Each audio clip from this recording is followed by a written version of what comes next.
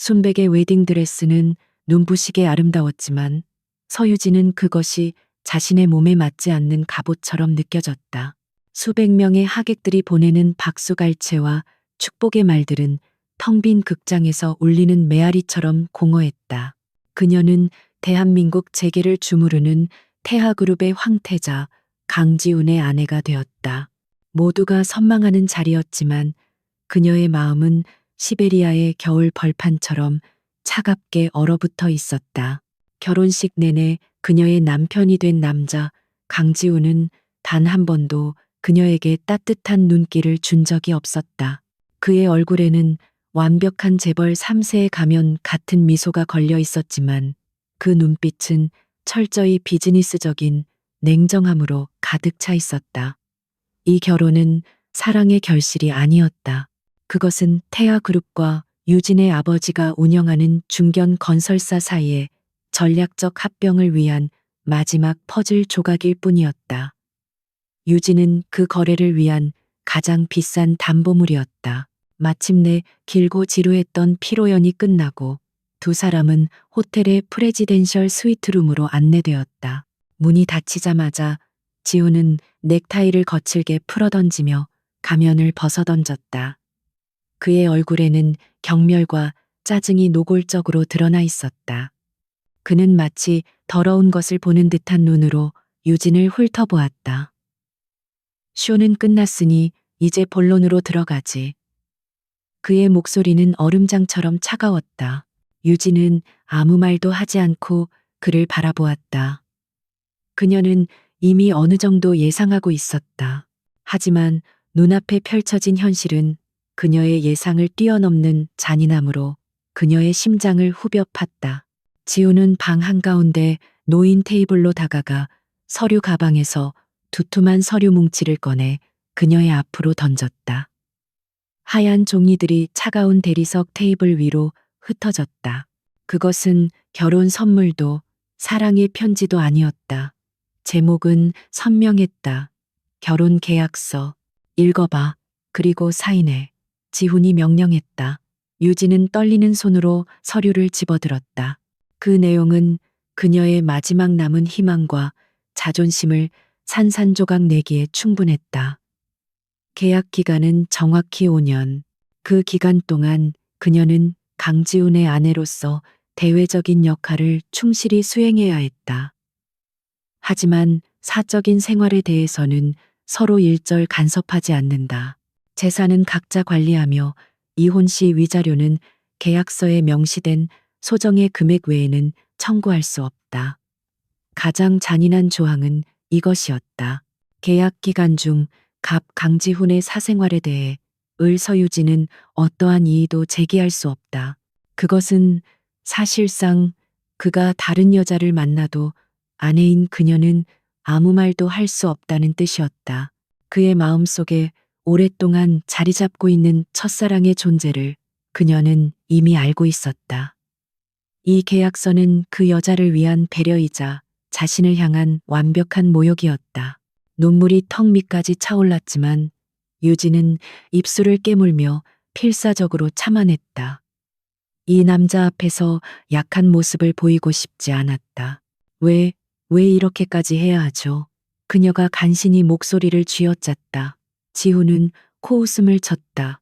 아직도 상황 파악이 안 되나? 당신 아버지 회사를 살리기 위해 팔려온 주제에 진짜 사랑이라도 기대했어? 착각하지 마. 내 아내 자리는 5년짜리 비즈니스석일 뿐이야. 내 옆자리에 앉을 사람은 따로 있으니까. 그의 말 한마디 한마디는 날카로운 비수가 되어 그녀의 가슴에 밝혔다.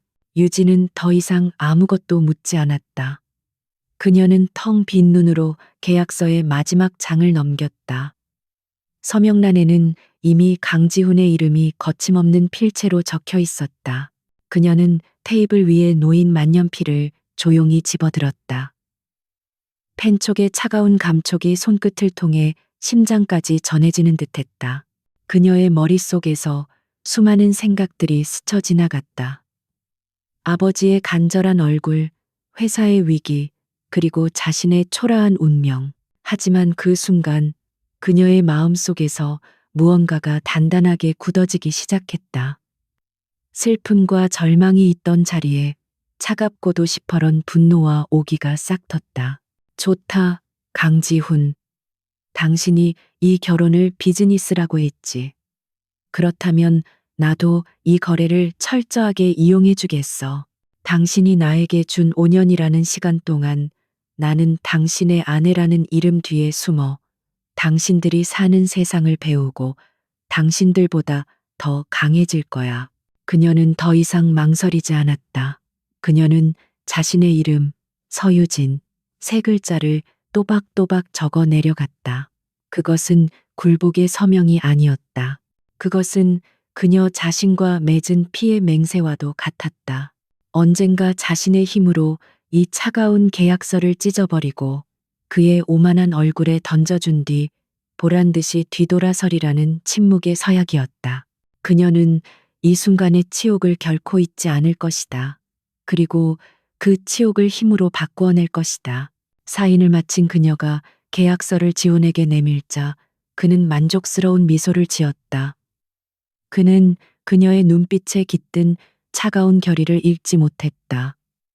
그에게 그녀는 그저 순종적인 인형에 불과했다. 그럼 이제 각자 방으로 돌아가지. 피곤하군. 그는 계약서를 챙겨들고는 아무런 미련 없이 좌센을 돌려 옆방으로 건너가 버렸다.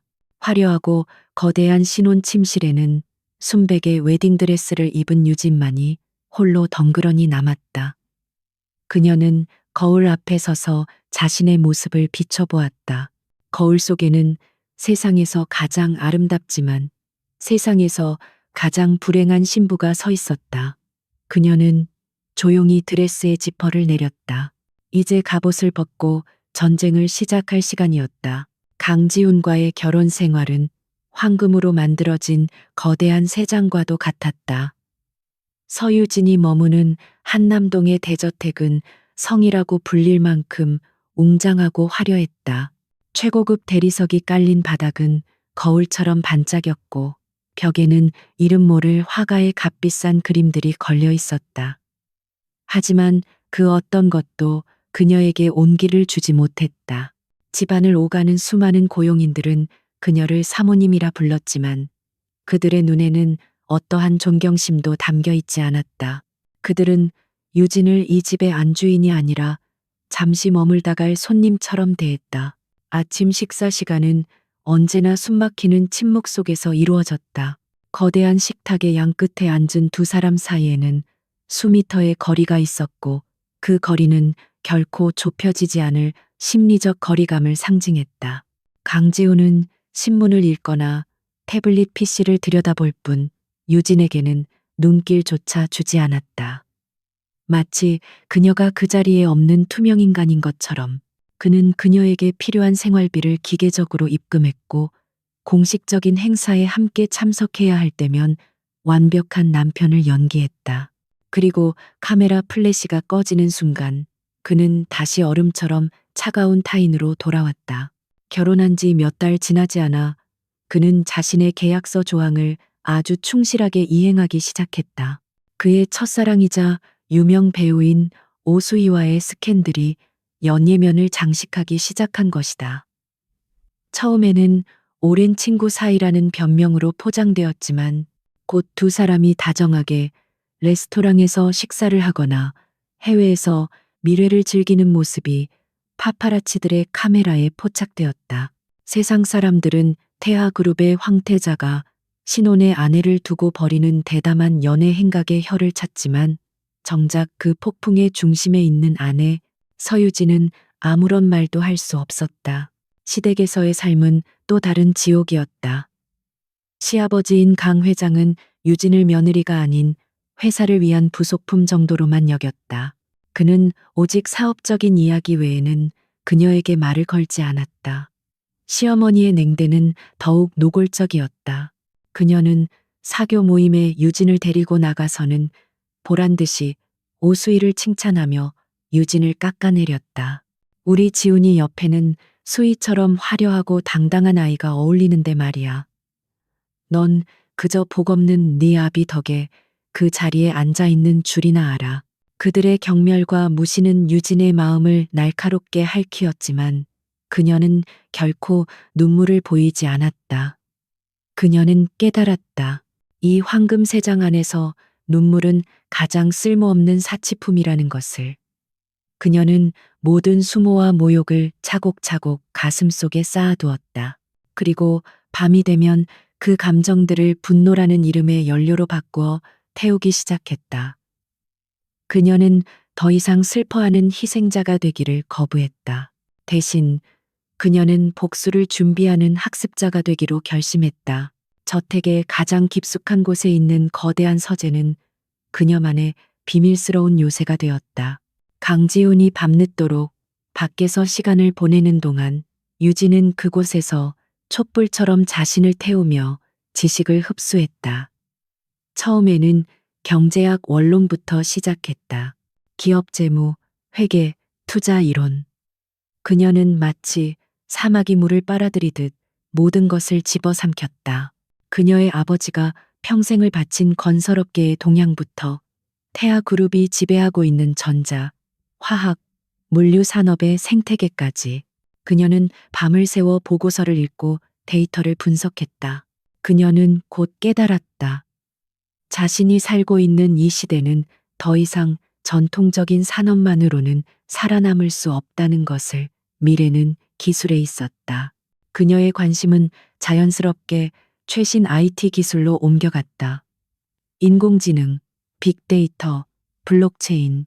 처음에는 외계어처럼 들렸던 전문 용어들이 그녀의 끈질긴 노력 앞에서 조금씩 정복되기 시작했다. 그녀는 온라인 강의를 듣고 해외 논문을 번역하며 심지어는 코딩의 기초까지 독학했다. 그녀의 연약해 보이던 손가락은 이제 키보드 위에서 능숙하게 움직였다.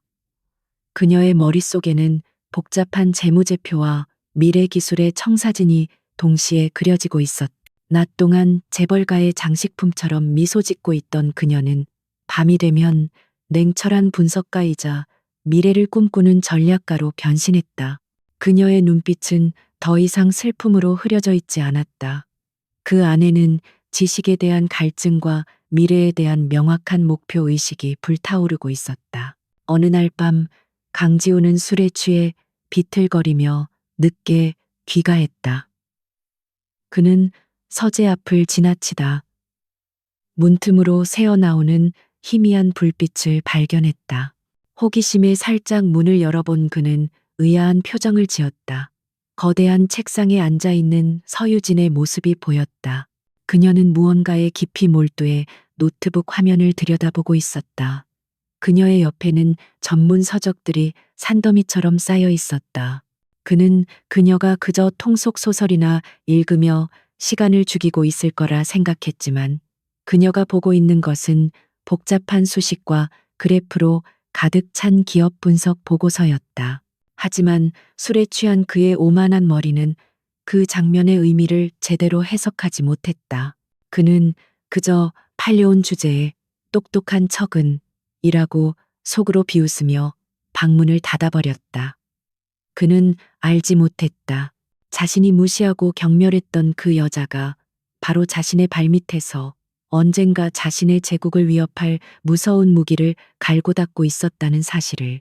그는 새장 속의 새가 날아오를 준비를 하고 있다는 것을 꿈에도 상상하지 못했다.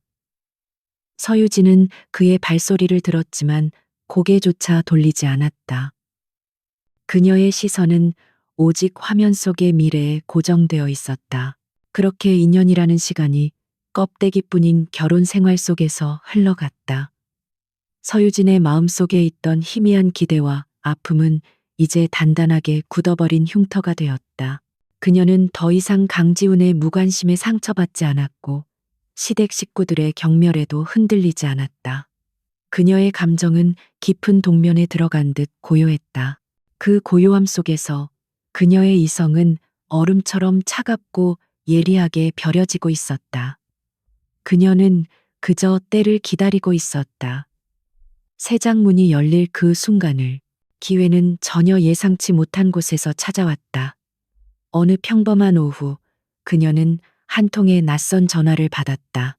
자신을 법무법인의 변호사라고 소개한 남자는 조심스러운 목소리로 그녀의 외할아버지가 돌아가셨다는 소식을 전했다. 유진은 순간 아무 말도 할 수 없었다. 외할아버지, 그녀의 기억 속에는 존재하지 않는 이름이었다. 그녀의 어머니가 가난한 집안 출신이라는 이유로 외가와는 오래전에 인연이 끊겼다고만 들어왔을 뿐이었다. 변호사는 유진이 유일한 혈육이기에 외할아버지의 유산을 상속받게 되었다고 말했다. 유진은 잠시 동안 이것이 혹시 자신을 시험하려는 시댁의 또 다른 계략은 아닐까 의심했다. 하지만 변호사가 보내온 서류들은 명백한 사실을 증명하고 있었다. 그리고 그 유산의 내용은 그녀를 다시 한번 놀라게 했다. 그것은 돈이나 부동산이 아니었다. 미래테크라는 이름의 작은 IT 회사. 하지만 재무제표는 온통 붉은색 적자로 가득했고 당장 다음 달 직원들의 월급을 걱정해야 할 정도로 회사는 파산 직전의 상태였다. 대부분의 사람들에게 그것은 유산이 아니라 빚더미에 불과했다. 하지만 서유진에게는 달랐다. 그녀는 서류 속에서 인공지능 기반 데이터 분석 솔루션 개발이라는 문구를 발견했다.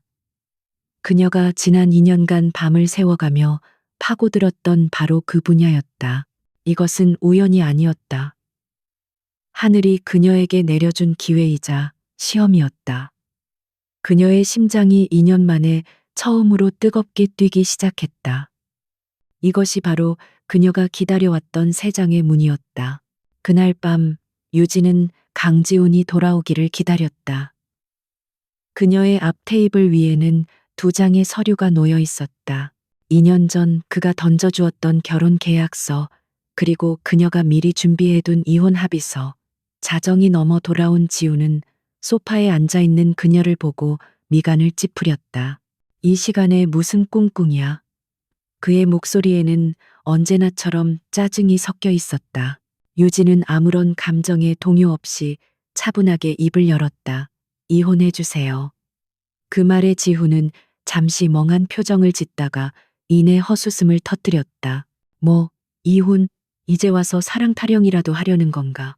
아니면 위자료가 더 받고 싶어졌어? 그는 그녀의 요구를 철저히 자신의 관점에서만 해석했다. 그녀가 돈 때문에 혹은 감정적인 이유로 떼를 쓰고 있다고 생각했다. 하지만 유진은 그의 비아냥을 가볍게 무시하고 결혼 계약서의 한 조항을 손가락으로 가리켰다. 계약 기간 중이라도 쌍방의 합의하에 계약을 조기 종료할 수 있다. 그녀는 이어서 말했다. 당신 말대로 이건 비즈니스였어요. 그리고 이제 전 이 계약을 끝내고 제 사업을 시작하려고 해요. 그녀의 목소리에는 조금의 망설임도 없었다. 지훈은 사업이라는 단어에 어이가 없다는 표정을 지었다. 사업? 당신이? 세상 물정 모르는 소리 하지 마. 당신 아버지가 그랬던 것처럼 얼마 못 가 빈털터리가 돼서 내 앞에 다시 나타나지나 않으면 다행이겠군. 그의 말은 그녀의 아버지를 모욕하는 잔인한 것이었지만 유진은 더 이상 상처받지 않았다. 그녀는 그저 조용히 이혼 합의서를 그의 앞으로 밀었다. 그녀의 흔들림 없는 태도에 지우는 오히려 흥미를 잃었다는 듯 어깨를 으쓱했다. 어차피 그에게 그녀는 눈에 보이지 않는 가구와도 같은 존재였다. 그녀가 사라져 준다면 오히려 오수희를 이 집으로 불러들이기에도 편할 터였다. 그는 만년필을 꺼내 아무렇게나 자신의 이름을 휘갈겼다. 그리고 수표첩을 꺼내 금액을 적어 그녀에게 던졌다. 위자료는 계약서대로면 이것보다 적지만 특별히 선심 쓰지. 이걸로 당신의 유치한 CEO 놀이나 실컷 해봐. 그것은 자비가 아니라 마지막까지 그녀를 짓밟으려는 오만한 모욕이었다. 서유진은 말없이 그 수표를 받아들었다. 금액은 중요하지 않았다. 중요한 것은 이 지긋지긋한 관계를 끝낼 수 있는 자유를 얻었다는 사실이었다. 다음 날 아침 그녀는 작은 여행 가방 하나만을 들고 그 거대한 저택을 나섰다. 화려한 드레스와 보석들은 모두 그 자리에 남겨두었다.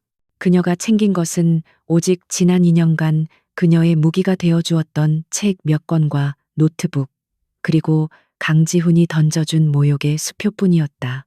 정문을 나서며 그녀는 단 한 번도 뒤돌아보지 않았다. 심장에 박힌 흉터는 여전히 시큰거렸지만 그녀의 발걸음은 새로운 세상을 향해 힘차게 나아가고 있었다. 강지훈의 저택을 떠난 지 5년이라는 시간이 흘렀다.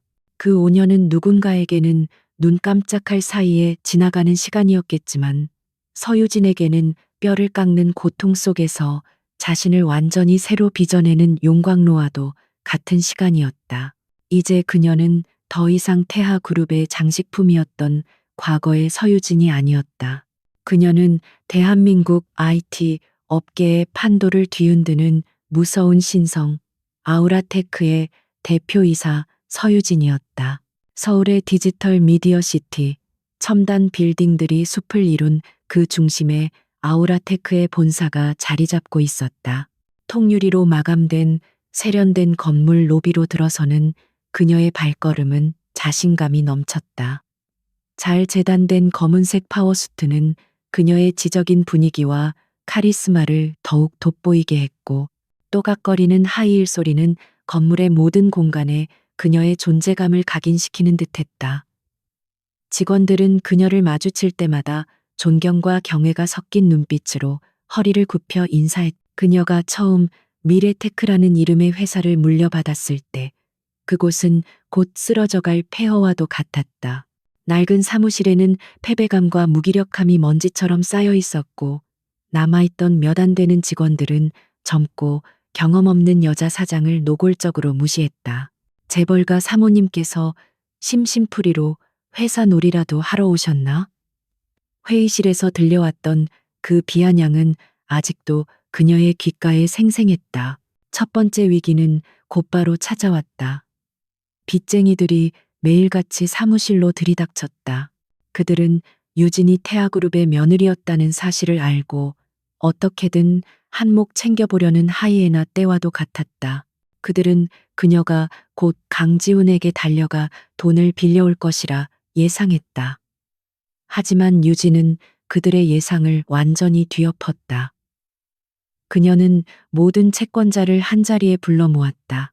그리고 떨리는 목소리 대신 냉철한 데이터와 분석으로 가득 찬 사업 계획서를 그들의 눈앞에 펼쳐 보였다.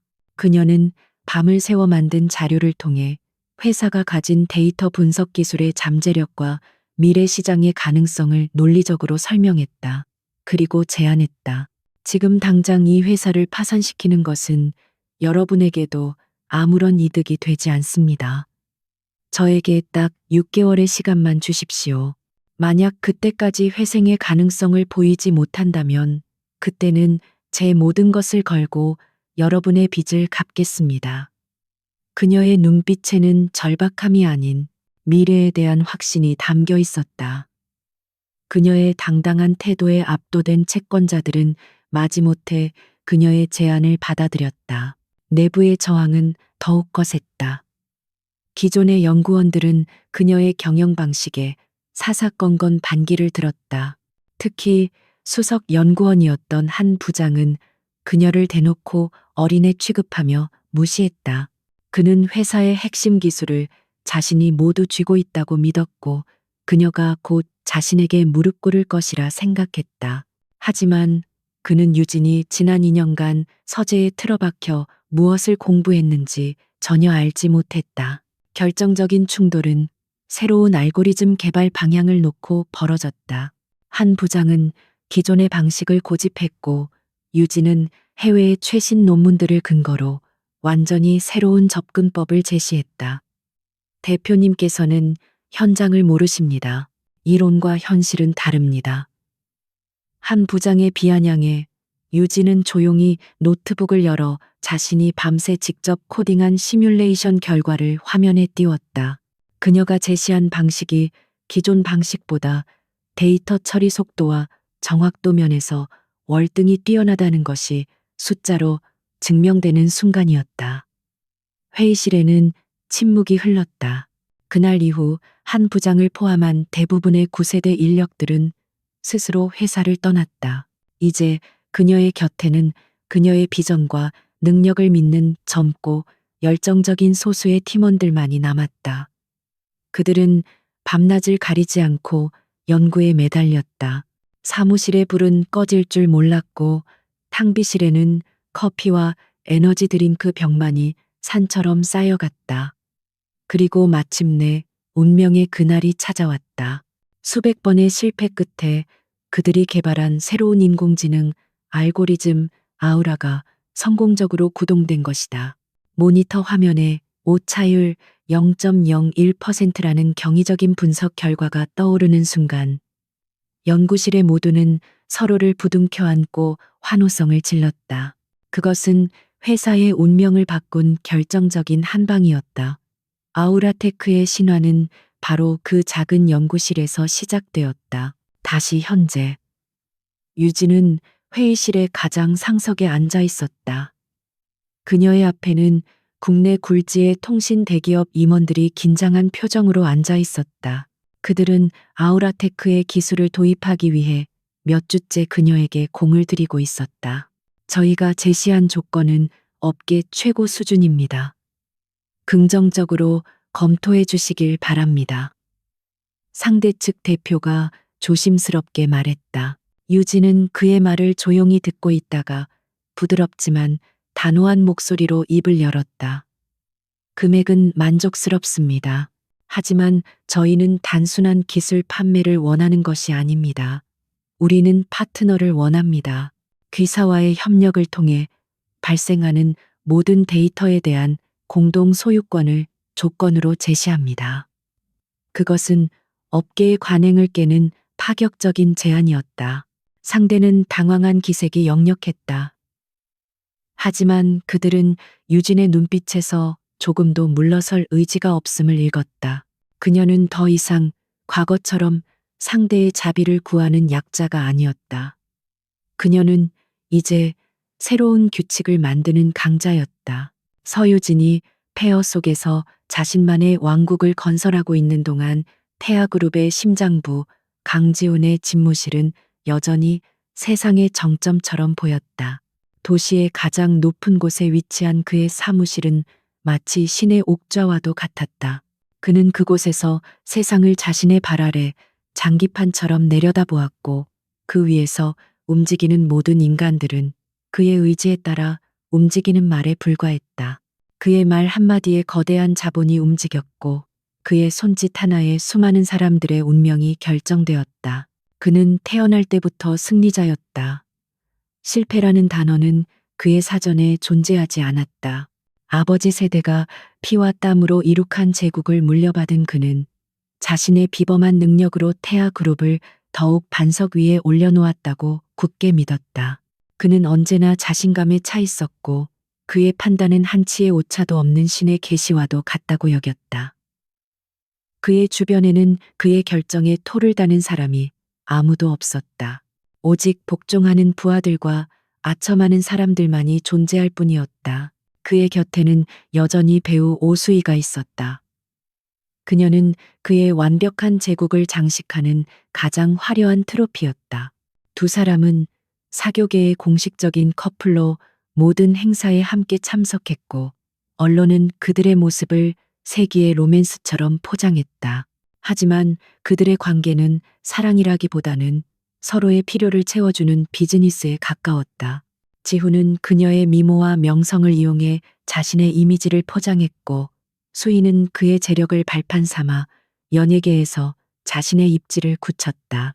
이혼한 전처 서유진이라는 이름은 그의 기억 속에서 이미 완전히 지워진 지 오래였다. 그는 가끔 그녀를 떠올릴 때면 지금쯤 어디선가 자신이 던져준 돈으로 작은 가게나 운영하며 초라하게 살고 있을 것이라고 상상하며 속으로 비웃었다. 그에게 그녀는 자신의 인생에서 완벽하게 실패한, 그래서 더 이상 기억할 가치조차 없는 존재였다. 하지만 그의 견고해 보이던 제국에도 그 자신만이 인지하지 못하는 아주 미세한 균열이 생기고 있었다. 세상은 그가 생각하는 것보다 훨씬 빠르게 변하고 있었다. 어느 날 그룹의 신사업 전략회의에서 젊은 기획팀장이 조심스럽게 인공지능 기술 도입의 필요성에 대해 보고서를 올렸다. 그는 AI 기술이 미래의 물류, 제조, 금융 시스템을 어떻게 혁신할 수 있는지에 대해 열정적으로 설명했다. 하지만 강지훈의 반응은 냉담했다. 그는 보고서를 제대로 읽어보지도 않고 테이블 위로 던져버렸다. 뜬구름 잡는 소리는 집어치워. AI, 그건 실리콘밸리의 얼간이들이나 가지고 노는 장난감이야.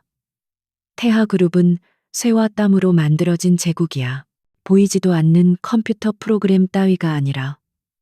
그의 목소리에는 새로운 것에 대한 무지와 낡은 성공 방식에 대한 맹신이 뒤섞여 있었다. 회의실의 임원들은 누구 하나 감히 다른 의견을 내지 못하고 입을 다물었다. 그의 오만함이 불러올 재앙의 전조는 생각보다 빨리 찾아왔다. 정부가 주도하는 송도 국제 스마트시티 건설 프로젝트는 향후 10년간 수십조 원의 예산이 투입되는 거대한 사업이었다. 국내의 모든 대기업들이 이 프로젝트의 핵심 운영권 수주를 위해 사활을 걸고 경쟁에 뛰어들었다. 태아그룹 역시 이 프로젝트를 차세대 성장 동력으로 삼고 그룹의 모든 역량을 총동원했다. 강지우는 자신이 당연히 이 프로젝트를 따낼 것이라고 확신했다. 그는 정부 고위 관료들과의 인맥과 태아가 가진 막대한 자금력, 그리고 전통적인 건설 및 물류 분야에서의 압도적인 경험을 믿었다. 그는 경쟁사들의 제안서를 그저 시시한 종이 뭉치로 치부했다. 그는 자신의 제국이 가진 하드웨어의 힘을 맹신한 나머지 세상을 움직이는 소프트웨어의 힘을 완전히 간과하고 있었다. 그리고 최종 결과 발표일, 강지우는 자신의 집무실에서 승리의 샴페인을 미리 준비시켜둔 채 느긋하게 발표를 기다리고 있었다. 마침내 비서실장이 창백한 얼굴로 들어와 떨리는 목소리로 보고했다. 총재님, 송도 스마트시티 프로젝트 최종 사업자로 경쟁사인 넥스트 이노베이션이 선정되었습니다. 순간 집무실의 공기가 얼어붙었다. 강지훈의 얼굴에서 여유로운 미소가 사라졌다. 그는 자신의 귀를 의심했다. 뭐라고? 다시 말해봐. 비서실장은 거의 울먹이며 다시 보고했다. 심사위원회의 평가 보고서에 따르면 넥스트 이노베이션은 인공지능 기반의 도시 운영 시스템을 제안하여 교통, 에너지, 안전 관리 등 모든 면에서 태아그룹의 제안보다 월등히 효율적이고 혁신적이라는 평가를 받았다고 했다. 강지훈의 얼굴이 분노로 시뻘게 일그러졌다. 그는 손에 들고 있던 크리스털 잔을 벽에 던져 박살냈다. 말도 안 돼. 감히 나를, 이 태아를 물먹여? 분명히 뒤에서 더러운 거래가 있었을 거야. 당장 배우를 조사해. 그는 포효했다. 그는 자신의 패배를 인정할 수 없었다. 그는 자신의 방식이 틀렸다는 것을 받아들일 수 없었다. 그는 이 모든 것이 자신의 능력이 부족해서가 아니라 외부의 부당한 음모 때문이라고 믿고 싶었다. 그날 밤 그는 홀로 텅 빈 집무실에 남아 꺼져가는 도시의 불빛을 내려다보았다. 분노가 가라앉아 그의 마음속에 아주 낯선 감정이 고개를 들었다. 그것은 희미한 불안감이었다. 마치 자신이 서 있는 단단한 땅 아래에서 아주 미세한 진동이 느껴지는 듯한 불길한 예감. 그의 완벽했던 제국에 처음으로 눈에 보이지 않는 균열이 생긴 순간이었다.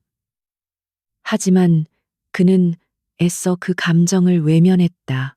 그는 여전히 자신이 세상의 주인이라고 믿고 있었다.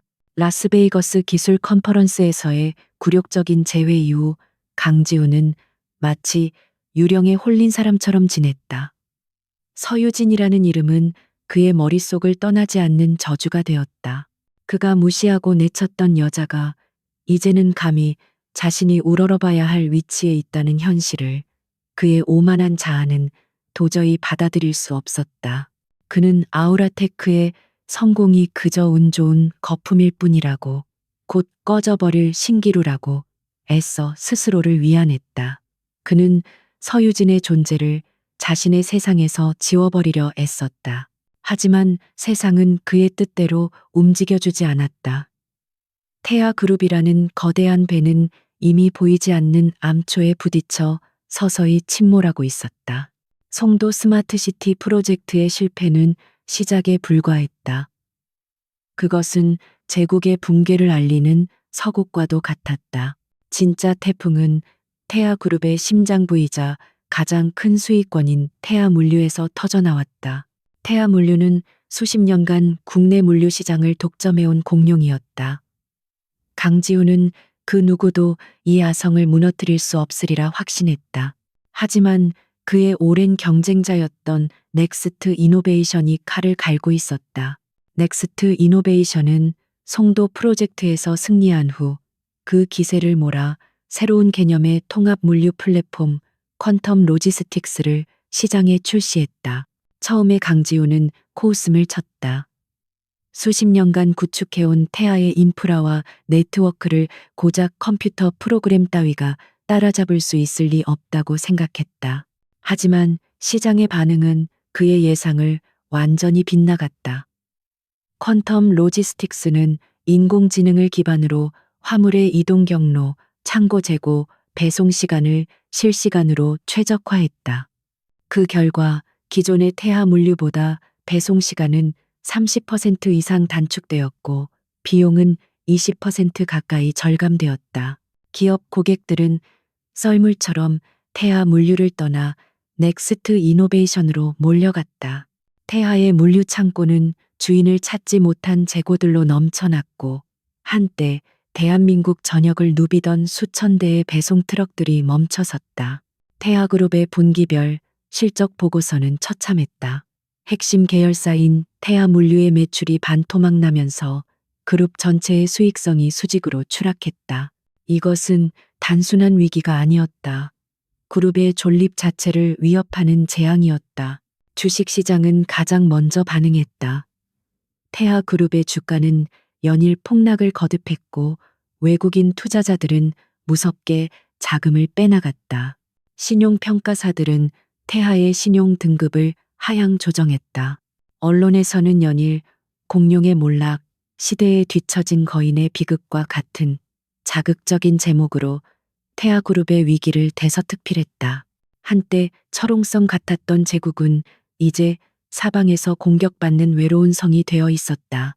강지훈은 매일같이 비상대책회의를 주재하며 임원들을 닥달했다.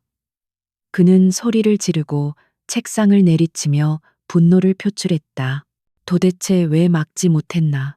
당신들은 월급만 축내는 벌레들이야. 하지만 그의 분노는 공허한 메아리가 되어 회의실을 맴돌 뿐이었다. 그 누구도 뾰족한 대책을 내놓지 못했다. 그들은 이미 게임의 규칙이 바뀌었다는 것을 깨닫고 있었다. 이것은 자본과 인프라의 싸움이 아니라 기술과 데이터의 전쟁이었다. 그리고 그 전쟁에서 태아는 속수무책으로 밀리고 있었다. 마침내 폭풍은 그룹의 최고 결정기구인 이사회에까지 상륙했다. 평생 강지훈의 아버지에게 충성했던 원로 이사들조차 그의 경영 방식에 의문을 제기하기 시작했다. 한 원로 이사가 침통한 얼굴로 입을 열었다. 총재, 이제 현실을 직시해야 합니다. 넥스트 이노베이션의 성공 뒤에는 아우라테크의 기술이 있습니다.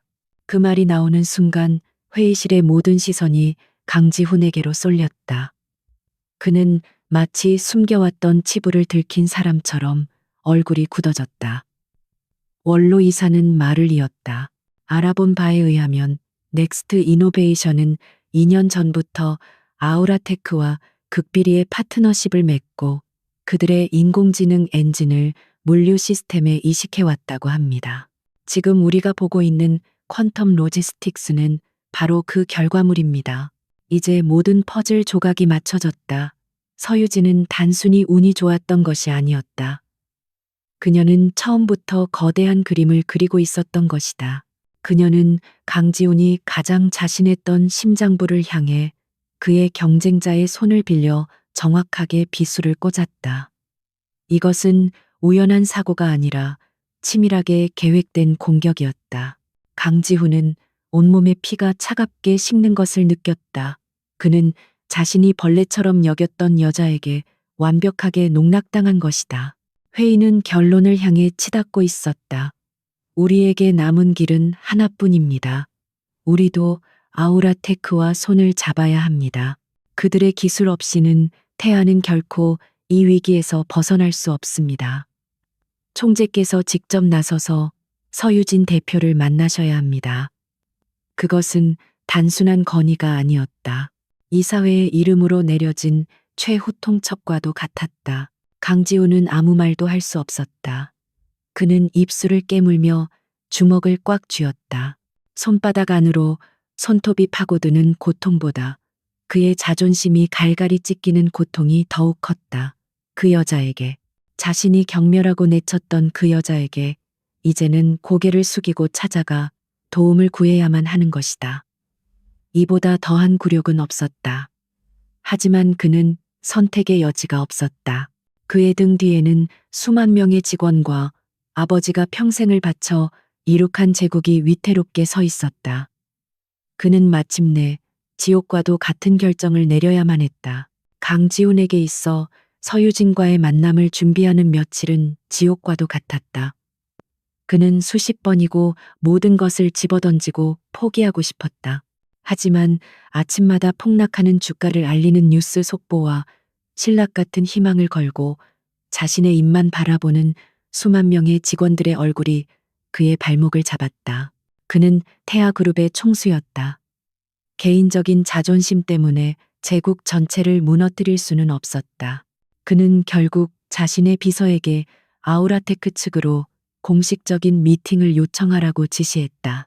목소리는 최대한 건조했지만 그 속에는 칼날로 심장을 도려내는 듯한 고통이 담겨 있었다.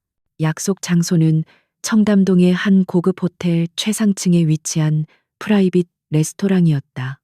강지훈이 선택한 장소였다.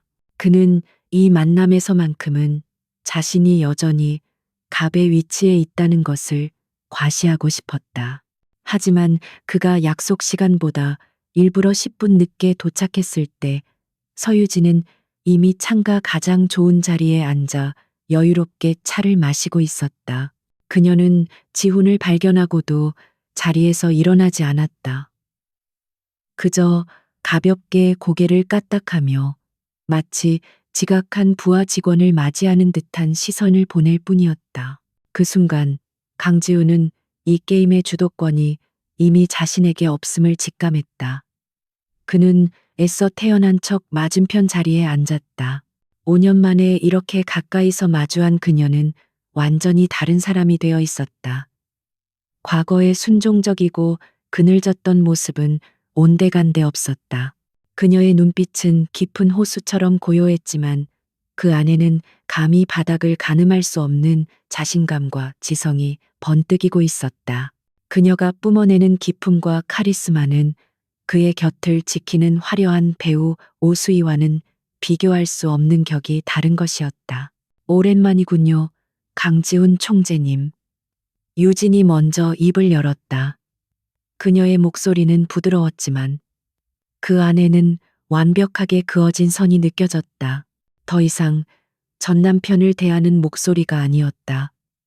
철저히 비즈니스 파트너를 대하는, 아니, 자신에게 아쉬운 소리를 하러 온 협상 상대를 대하는 목소리였다. 지우는 헛기침을 하며 곧장 본론으로 들어갔다.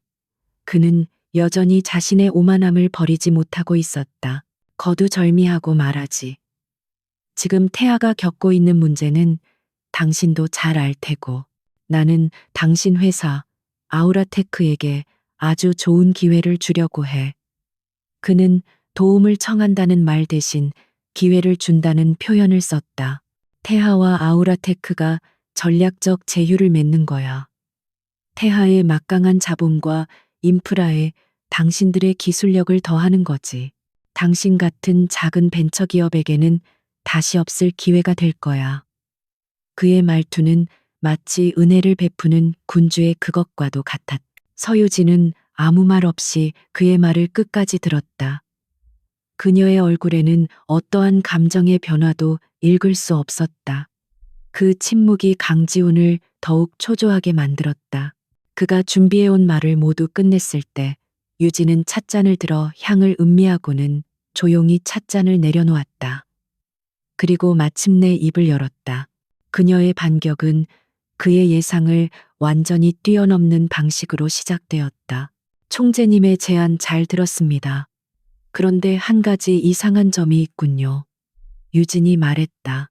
제안서 어디에도 태아그룹이 현재 직면한 위기의 본질에 대한 분석이 보이지 않습니다.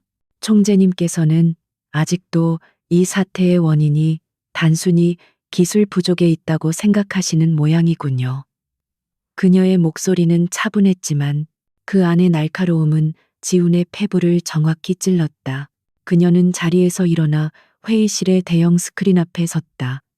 그리고 자신의 태블릿 PC를 연결했다. 스크린에는 태아그룹의 지난 5년간의 재무제표와 투자 현황, 그리고 시장 변화에 대한 데이터가 복잡한 그래프와 함께 펼쳐졌다. 문제는 기술이 아닙니다. 총재님의 시대착오적인 경영 방식과 변화를 거부하는 오만한 리더십이 바로 위기의 본질입니다. 그녀는 마치 대학 교수가 무능한 학생을 가르치듯 태아그룹의 문제점을 조목조목 지적하기 시작했다. 그녀는 태아가 놓쳐버린 시장의 흐름, 구시대적인 의사결정 구조, 그리고 강지훈이 독단적으로 결정했다가 실패한 수많은 프로젝트들을 데이터로 증명해 보였다. 그것은 지훈이 단 한 번도 들여다보려 하지 않았던 그의 제국이 앓고 있는 깊은 병에 대한 완벽한 진단서였다. 강지훈은 아무런 반박도 할 수 없었다. 그녀는 그 자신보다도 그의 회사를 더 깊숙이 꿰뚫어 보고 있었다. 마지막으로 유진은 화면을 끄고 다시 자리로 돌아와 앉았다. 그리고 지훈의 눈을 똑바로 바라보며 마지막 말을 건넸다. 그것은 그녀의 최종 판결이었다. 결론적으로 말씀드리죠. 아우라테크는 가라앉는 배에는 투자하지 않습니다. 특히 그 배의 선장이 자신이 왜 가라앉고 있는지조차 모르는 사람이라면 더더욱 총재님의 제안은 정중히 거절하겠습니다. 그녀의 마지막 말은 그 어떤 모욕보다도 더 잔인하게 강지훈의 자존심을 산산조각 냈다. 그는 완벽하게 패배했다. 그의 돈도 권력도 심지어 그의 오만함마저도 그녀의 냉철한 이성 앞에서는 아무런 힘을 쓰지 못했다. 레스토랑에서 서유진이 남긴 거절의 말은 강지훈의 뇌리에 밝힌 파편과도 같았다. 그는 굴욕감과 분노로 온몸을 떨며 호텔을 빠져나왔다. 그는 자신의 차를 미친 듯이 몰았다. 엔진의 굉음이 그의 머릿속을 가득 채운 패배감을 잠시나마 잊게 해주는 것 같았다. 그는 믿을 수 없었다. 이 강지훈이 태아그룹의 총수가 그가 버린 여자에게 철저하게 짓밟았다는 사실을. 그의 자존심은 갈갈이 찢겨 너덜너덜해졌다. 그의 분노와는 상관없이 시장은 냉혹했다. 강지훈과 서유진의 협상이 결렬되었다는 소문은 증권가의 빛의 속도로 퍼져나갔다. 이는 태아그룹에게 내려진 사망 선고나 다름없었다. 마지막 남은 희망의 불씨마저 꺼지자 투자자들의 패닉셀이 시작되었다. 태아그룹의 주가는 연일 하한가를 기록하며 바닥을 모르고 추락했다. 회사의 부도 위험을 경고하는 보고서가 쏟아졌고 은행들은 경쟁적으로 대출금 회수에 나섰다. 제국은 이제 모래성처럼 허물어져 내리고 있었다. 마침내 칼날은 강지훈의 목 바로 앞까지 다가왔다. 평생을 그림자처럼 군림해왔던 그의 아버지 강만호 회장이 직접 그를 호출했다. 태아그룹의 창업주이자 살아있는 신화인 그는 아들의 실패를 더 이상 좌시할 수 없었다. 강 회장의 집무실은 시간이 멈춘 듯 고요하고 무거웠다. 그는 아무 말 없이 창밖을 바라보고 있다가 지훈이 들어서자 천천히 몸을 돌렸다. 그의 눈빛에는 아들을 향한 실망감조차 남아있지 않았다. 오직 차가운 분노와 냉혹한 결단만이 서려 있었다. 네가 내 평생의 업적을 모두 말아먹는구나. 강 회장의 목소리는 나직했지만 그 안에는 천둥과도 같은 무게가 실려 있었다. 기회를 주었지만 너는 그 기회를 스스로 걷어찼다. 이제 더 이상 너에게 태아를 맡길 수 없다. 지훈은 변명이라도 하고 싶었지만 아버지의 압도적인 카리스마 앞에서 아무 말도 할 수 없었다. 그는 그저 고개를 숙인 죄인일 뿐이었다. 강 회장은 책상 위에 놓인 서류 한 장을 그의 앞으로 밀었다. 총재직 해임 및 모든 경영권 박탈. 그리고 그는 마지막 통보를 날렸다. 오늘부로 너는 더 이상 태아그룹의 총수도 내 후계자도 아니다. 내게 남겨줄 유산은 단 한 푼도 없어. 이 집에서 당장 나가. 그것은 사형 선고였다. 강지훈이라는 한 남자의 인생을 지탱해 주었던 모든 것이 그 순간 사라져버렸다. 그는 더 이상 태아의 황태자가 아니었다. 그는 모든 것을 잃은 그냥 강지훈일 뿐이었다. 저택에서 쫓겨난 그는 넋이 나간 사람처럼 밤거리를 헤맸다. 화려한 도시의 불빛이 그의 초라한 모습을 비추었다. 며칠 전까지만 해도 이 도시의 모든 것이 그의 발 아래 있었는데 이제 그는 이 도시의 이방인이었다. 그는 술을 마셨다. 취하면 이 끔찍한 현실을 잊을 수 있을 것 같았다. 하지만 취할수록 서유진의 얼굴만이 더욱 선명하게 떠올랐다. 그녀의 차가운 눈빛, 그의 심장을 꿰뚫었던 그 목소리. 그는 문득 깨달았다. 자신이 잃은 것은 단순히 돈과 명예만이 아니었다는 것을. 그는 진짜 가치 있는 것을 알아보지 못하는 어리석은 장님이었다.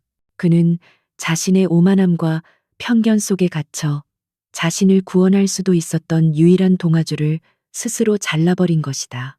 절망의 가장 깊은 바닥에서 그는 마침내 자신의 어리석음을 그리고 서유진의 위대함을 인정할 수밖에 없었다.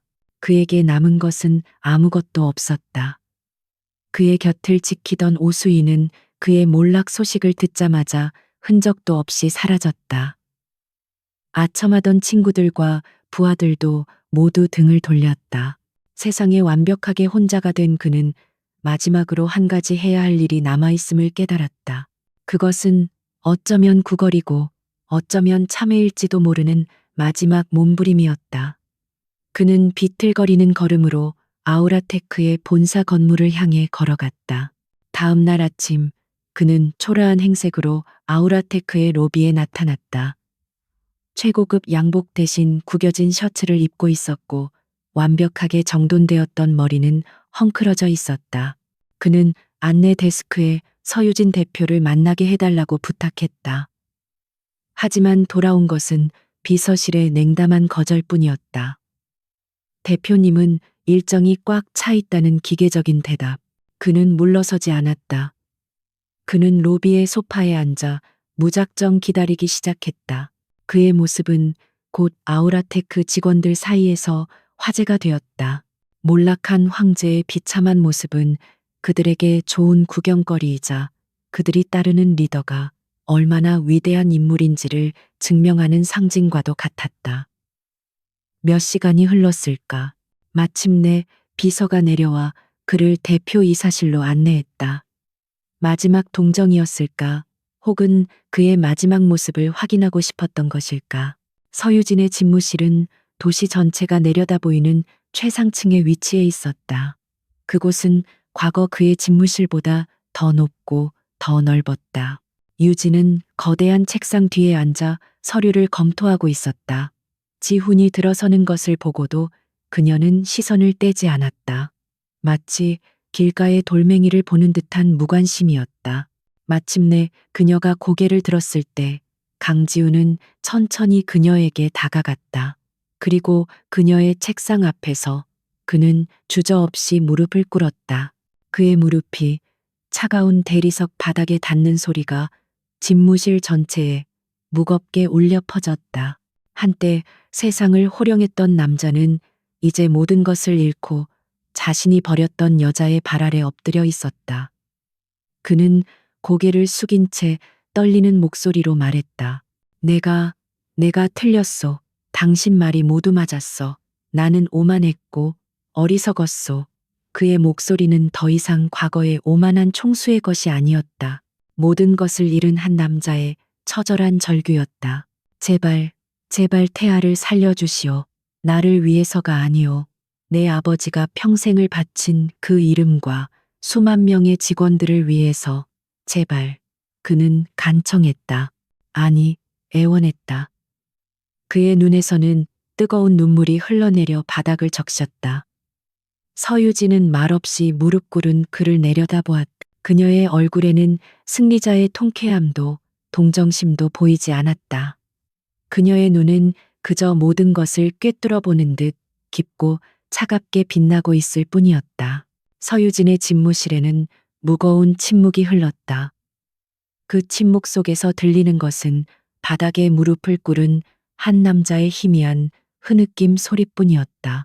서유진은 아무 말 없이 책상 뒤 의자에 앉아 그를 내려다보았다. 그녀의 눈빛에는 동정심도 승리자의 통쾌함도 없었다. 마치 복잡하게 얽힌 비즈니스 문제를 분석하는 분석가의 눈빛처럼 차갑고 이성적인 빛만이 감돌고 있었다. 강지훈이라는 남자는 이제 그녀에게 있어 과거의 상처가 아니라 처리해야 할 하나의 변수, 하나의 안건에 불과했다. 얼마나 시간이 흘렀을까? 그녀는 마침내 입을 열었다. 일어나세요.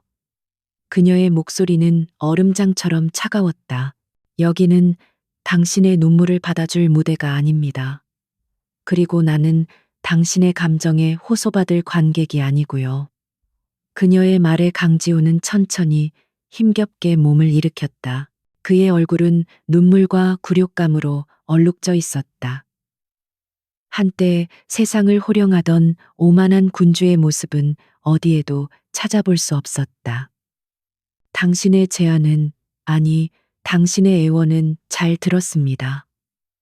유진이 말을 이었다. 하지만 당신은 여전히 본질을 파악하지 못하고 있군요. 태아를 살리는 것은 자선 사업이 아닙니다. 철저한 비즈니스입니다. 당신의 눈물이나 과거의 반성 따위는 이 거래의 가치에 단 1원도 보탬이 되지 않아요. 그녀는 그의 마지막 남은 감상마저도 가차없이 베어냈다. 그녀는 자리에서 일어나 그에게 다가갔다. 그리고 5년 전 그가 그녀에게 결혼 계약서를 던져주었던 바로 그 모습 그대로 그녀는 자신의 책상에서 얇은 서류철 하나를 꺼내 그의 앞으로 내밀었다. 이것이 나의 대답입니다.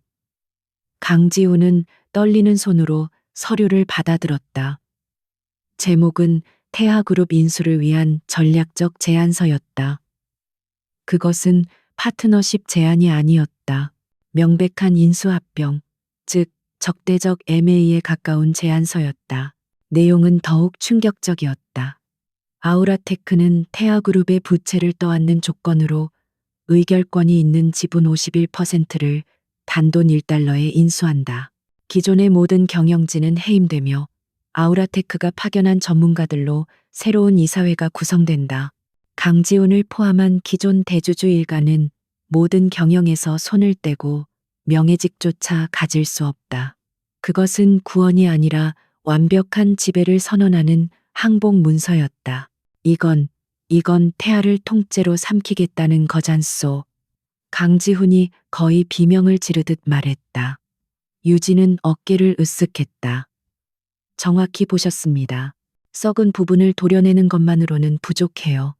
머리부터 발끝까지 시스템 전체를 바꾸지 않으면 태아는 결코 살아남을 수 없습니다. 선택은 당신 몫이 아니에요. 이미 기울어진 운동장에서 당신에게는 서명하거나 혹은 모든 것이 사라지는 것을 지켜보거나 두 가지 선택지밖에 남지 않았습니다. 강지우는 서류를 쥔 채 부들부들 떨었다. 이것은 아버지가 평생을 바친 제국을 자신의 손으로 팔아넘기는 행위였다. 하지만 그는 알았다. 그녀의 말이 모두 맞다는 것을. 이것이 태아라는 이름을 지킬 수 있는 유일한 그리고 마지막 방법이라는 것을. 그는 며칠 밤낮을 고뇌했다. 그리고 마침내 그는 모든 것을 내려놓았다. 그는 서유진에게 다시 연락해 그녀의 제안을 받아들이겠다고 전했다. 계약 체결식은 아우라테크의 회의실에서 조촐하게 이루어졌다. 5년 전 화려한 결혼식장에서 언약을 맺었던 두 사람은 이제 차가운 회의실 테이블을 사이에 두고 마주 앉았다. 서유진은 조금의 망설임도 없이 계약서에 자신의 이름을 써 내려갔다. 그녀의 필체는 자신감이 넘쳤다. 반면 강지훈의 손에 들린 펜은 천근만근 무거웠다. 그는 자신의 이름을 적으며 자신의 제국과 자신의 과거와 그리고 자신의 오만했던 청춘과 영원한 작별을 고했다. 그날 이후 태아 그룹의 이름 아래 거대한 변화의 바람이 불었다. 서유진은 약속대로 태하의 낡고 부패한 시스템을 뿌리부터 뒤엎었다. 아우라테크의 혁신적인 AI 기술이 태하의 낡은 인프라와 결합되자 놀라운 시너지가 발생하기 시작했다. 회사는 기적처럼 회생의 길을 걷기 시작했고 시장은 새로운 거대 기술 제국의 탄생에 열광했다. 시간이 흘러 서유진은 통합된 그룹의 새로운 CI를 발표하는 기자회견장에 섰다. 수백 개의 카메라 플래시가 그녀를 향해 터졌다. 그녀는 이제 명실상부한 대한민국 재계의 새로운 여제가 되어 있었다. 그녀의 시선은 회견장 가장 먼 곳을 향했다. 그곳에는 평범한 양복을 입은 강지훈이 서 있었다. 그는 이제 그녀의 회사에 소속된 수많은 직원 중 한 명에 불과했다. 그는 아무 말 없이 멀리서 빛나는 그녀의 모습을 그저 바라보고 있었다. 그의 눈에는 더 이상 분노나 질투가 아닌 복잡하고도 미묘한 경외심이 담겨 있었다. 기자회견을 마친 서유진은 자신의 집무실로 돌아왔다. 그녀는 통유리창 앞에 서서 이제 자신의 발 아래에 놓인 도시의 풍경을 내려다보았다. 5년 전 차가운 계약서 앞에서 침묵의 맹세를 했던 그 밤이 떠올랐다. 그녀는 마침내 길고 길었던 복수를 완성했다.